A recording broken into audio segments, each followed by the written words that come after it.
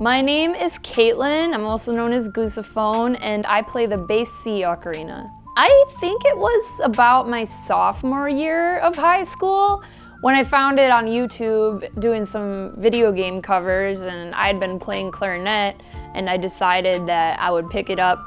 And it's pretty similar to other woodwind instruments, so it came pretty naturally to me. There's no reed, which makes it way less annoying to deal with. You never have to fix it because there's no keys that get stuck. You don't have to grease the corks. You don't have to break it up into little pieces to carry it in a case. And the sound is pretty. It's just who I am at this point. I was always known, I would bring it to band, for pep band, and I would start playing, the clarinet parts on a soprano C, and the band director was kind of looking like, what's going on? And she just looks over at me and she just, shakes her head. I've always brought the ocarina to different conventions and try to get my other friends into it and learn how to play. I always practice my own songs every day. Well, almost every day. There are some days that I don't, but it just helps me de-stress, and it really just feels like a part of who I am. It was cool. I got into Ocabanda because David gave me $50 to go buy an ocarina at ASEN, and then they thought I wasn't gonna come back, but I came back, so he knew I was a trusted individual to join Ocabanda. And I had never met other ocarina players in my life. Maybe people who had one, but not people that devoted themselves to the study of this instrument.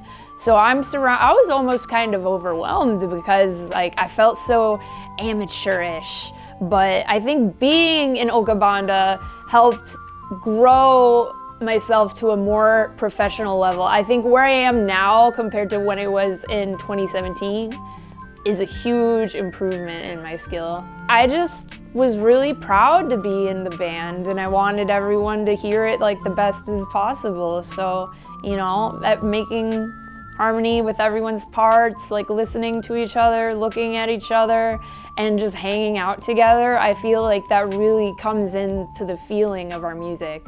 We're pretty close, actually. You and me are tight, David. We're vegan bros, right?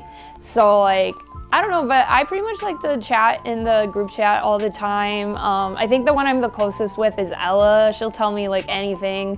We recently had a cry session over Ocabanda on Friday night.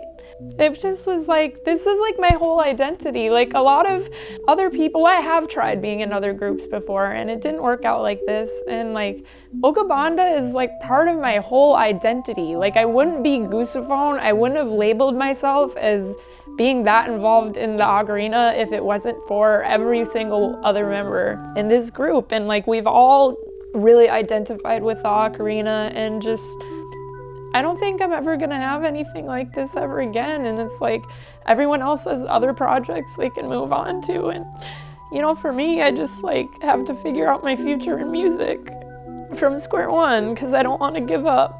I wish we could keep playing, but it's really hard because we all live so far apart and people are growing up. But I know that the bonds I've made with the rest of the band will stay forever. I have gone to the Ocarina Festival in Italy twice already. And last time I was lucky enough to play on the big stage as one of the international performers.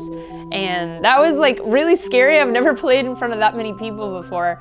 But knowing we'll have a chance to show the rest of the world what we have done, what we have built. And also in Italy, everyone at the Italy Ocarina Festival, they come from different parts of the world, right?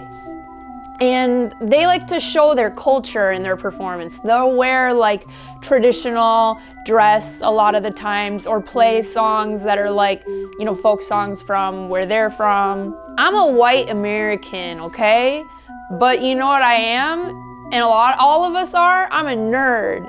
So I go in my Saria cosplay from The Legend of Zelda, and I play video game music, and I'm this is my music, and people really they'd be what are these songs? Or, oh, I've heard of Lugia's song. It was so cool. And they really liked the cosplays. They didn't think it was weird at all. It's been the end goal of Ocabanda to go to this Italian festival. It got put off because of COVID, but this has been our goal for like a long time. And to think in 2026, it's finally happening feels unreal. By supporting us, you're helping each and every individual member of the band to get there, because it's a lot of travel costs, it's a lot of time we're gonna have to put into preparing all the music. It's, you know, we need to feed everyone, we need to have lodging for everyone. Trips are expensive, and it means so much for us to all be there. So by supporting us, you're showing the world that the first American ensemble is something extremely important. And we want to show the rest of the world like the bonds that we've formed, the friendships we've made, the music that we've created, not only through classical but video games and anime. And we're going to leave a lasting impact on all these regions and show Italy, because like VGM isn't very popular there. Like we want to show Italy kind of why the ocarina is popular in America, to talk about like Zelda and things, because sometimes some of them have never heard of it. So I think it's very important to make our mark, and I think people will remember us for years to come. We should do a Fire Emblem song.